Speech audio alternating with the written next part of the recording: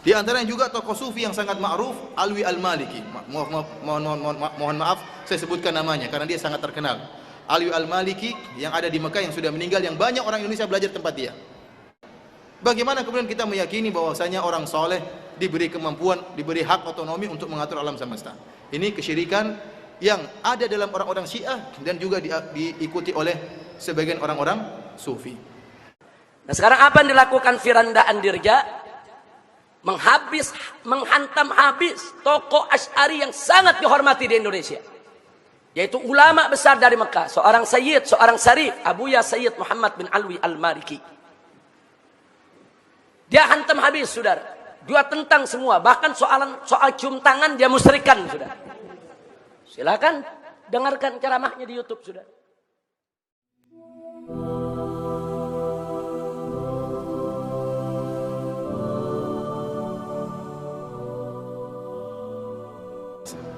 Di antaranya juga tokoh sufi yang sangat ma'ruf, Alwi Al-Maliki. Mohon maaf saya sebutkan namanya karena dia sangat terkenal. Alwi Al-Maliki yang ada di Mekah, yang sudah meninggal, yang banyak orang Indonesia belajar tempat dia. Ini tokoh sufi besar. Apa perkataan dia dalam bukunya Mafahim yang bagi Antusahah? Dia punya buku membantah Wahabiyah yang dia beri judul Pemahaman yang harusnya diperbaiki. Dia mengatakan, "Fal mutasarrifu fil kaun huwa Allah subhanahu wa ta'ala wa la yamliku ahadun syai'an illa idza mallakahu Allah dzalika wa adzina lahu fi tasarrufi fihi." Yang mengatur alam semesta hanyalah Allah semata, dan tidak bisa mengatur alam semesta kecuali orang yang telah diberi hak oleh Allah, hak otonomi untuk mengatur alam semesta. Di antara yang diberi hak otonomi tersebut adalah Nabi sallallahu alaihi wasallam. Dia mengatakan pada halaman-halaman berikutnya, fa innahu hayyud darain. Rasulullah itu hidup di dunia dan akhirat. Daimul inayah bi immatihi, senantiasa memperhatikan umatnya. Mutasarrifun bi idznillah fi syu'uniha wa khabirun bi ahwaliha, dan dia bisa mengadakan pengaturan dengan izin Allah dalam pengaturan perkara-perkara umatnya dan mengetahui tentang kondisi umatnya. Ini kesyirikan. Apakah Nabi setelah meninggal mengetahui kondisi umatnya? Tidak ada. Tadi hadis telah kita sebutkan, kata Allah, innaka la tadri ma ahdatsu ba'dak. Kau tidak tahu apa yang terjadi setelah itu. Nabi Isa pun tidak tahu apa yang terjadi setelah dia meninggal. Ini keyakinan dia, Rasulullah mengetahui kondisi umatnya. Bahkan bukan cuma mengetahui, mutasarrif, mengatur kondisi umatnya.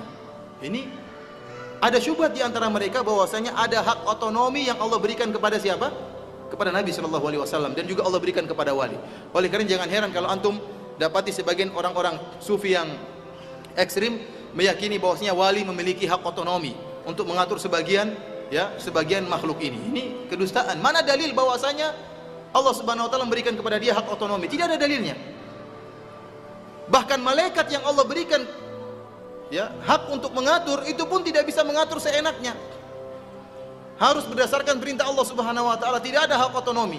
Tidak ada hak otonomi dalam alam semesta ini. Di antara tauhid rububiyah, kita meyakini bahwasanya tidak ada yang mencipta dan mengatur alam semesta ini semata-mata kecuali Allah Subhanahu wa taala. Malaikat pun tidak bebas mengatur alam semesta, tidak. Bagaimana kemudian kita meyakini bahwasanya orang soleh diberi kemampuan, diberi hak otonomi untuk mengatur alam semesta?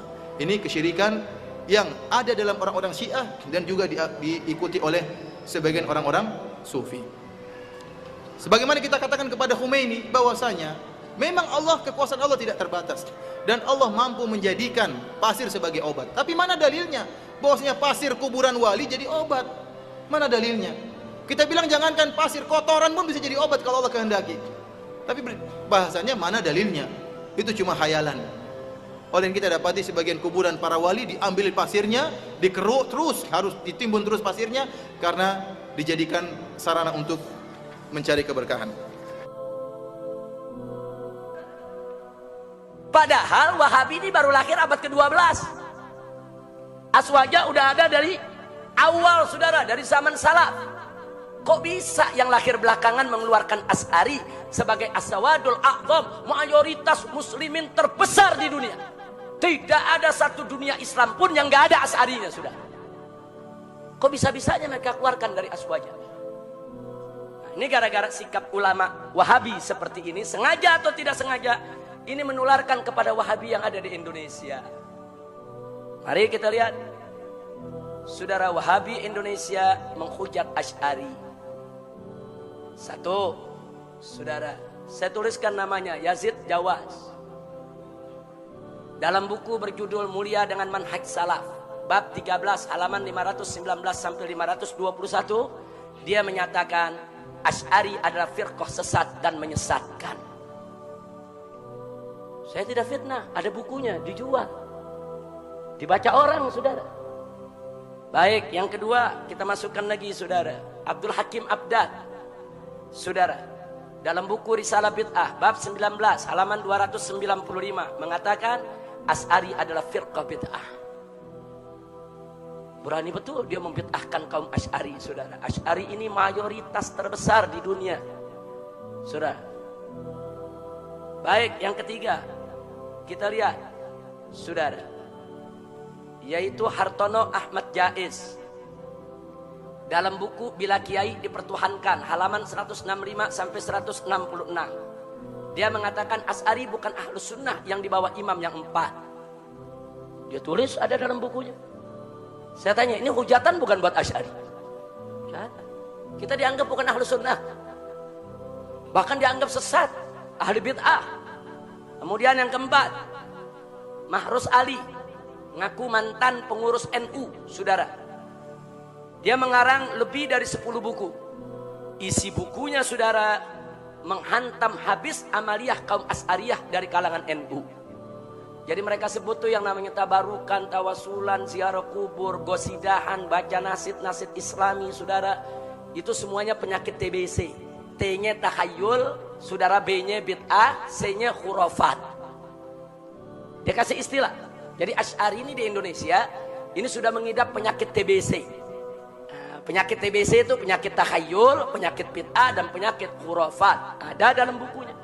Saya beli bukunya, saudara. Ada 11 buku yang saya beli, karangan dia. Saya baca semua. Cuman jangan saya baca nanti saya dituduh Wahabi, ya. Baca aja kan boleh untuk mempelajari. Baik, kita punya. Ini bukunya semua, ini yang kita tuliskan di sini kita punya. Saya nggak berani tuliskan di sini kalau saya nggak punya, saudara. Nanti begitu dituntut, mana bukunya? Saya nggak punya. Ini bukunya semua ada di perpustakaan kita di MS, saudara, Megamendung. Sebagian ada di sini. Baik, yang kelima, Firanda Andirja. Yang keenam, Khalid. Yang ketujuh, Bawazir. Yang kedelapan, Riyad Bajri. Ini semua bisa kita dapatkan dalam YouTube. Anda nggak perlu repot-repot beli, buka YouTube ketemu, tulis saja namanya ketemu, saudara. Nah, sekarang apa yang dilakukan Firanda Andirja? Menghantam habis tokoh Asy'ari yang sangat dihormati di Indonesia, yaitu ulama besar dari Mekah, seorang Sayyid, seorang Syarif, Abuya Sayyid Muhammad bin Alwi Al-Maliki. Dia hantam habis, saudara. Dia tentang semua, bahkan soal cium tangan dia musyrikan, saudara. Silakan dengarkan ceramahnya di YouTube, sudah. Baik. Nah, ini yang baru-baru ini ramai menggugat Sayyiduna dan Minal Aidin. Urusan Minal Aidin yang banyak diamalkan kaum Asy'ari di Indonesia digugat-gugat. Minal Aidin bid'ah lah, enggak nyunnah lah, saudara. Nah, kemudian disindir-sindir, apa tuh Minal Aidin? Selamat kembali. Kembali dari apa? Mesti disebutin dong. Kembali dari Jakarta, kembali dari Surabaya. Masya Allah. Tuh ada sindiran macam itu, saudara.